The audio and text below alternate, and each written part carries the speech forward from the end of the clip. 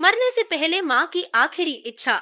एक बार एक बूढ़ी माँ को उसके बेटे ने एक वृद्ध आश्रम में ले जाकर छोड़ा।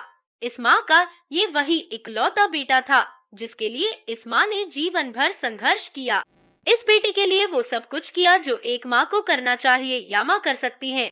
और आज भी अपने बेटे को किसी भी तरह की परेशानी ना हो इसलिए आश्रम में रहने के लिए भी तैयार हो गई। वृद्धाश्रम में रह रही माँ हमेशा अपने बेटे को याद करती, मगर बेटा केवल साल में एक बार उसको मिलने जाता या फिर फोन पर बात कर लेता। कई साल बीत गए। वृद्धाश्रम से बेटे को एक दिन फोन आया।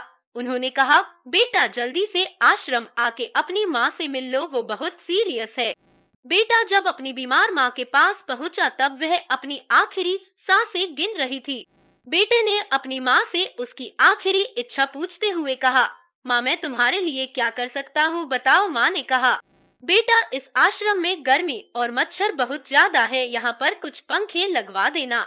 फ्रिज ना होने की वजह से यहाँ पर हम बूढ़ों को कई बार भूखे पेट ही सोना पड़ता है, क्योंकि किसी ने दिया हुआ खाना खराब होने से नहीं बचा पाते। तो इस आश्रम के लिए एक दो फ्रिज भी खरीद कर दे देना।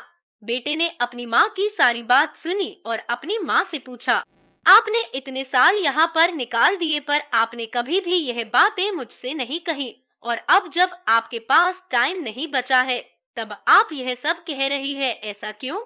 माँ ने बेटे को जवाब देते हुए कहा, बेटा मैंने गर्मी, भूख और पीड़ा सहन कर ली, लेकिन मुझे पता है जब तेरे बच्चे तुझे यहाँ पर छोड़कर जाएंगे तब तू यह सब सहन नहीं कर पाएगा। इसीलिए तेरी सुविधा के लिए मैं तुझे यह सब लगाने के लिए कह रही हूँ।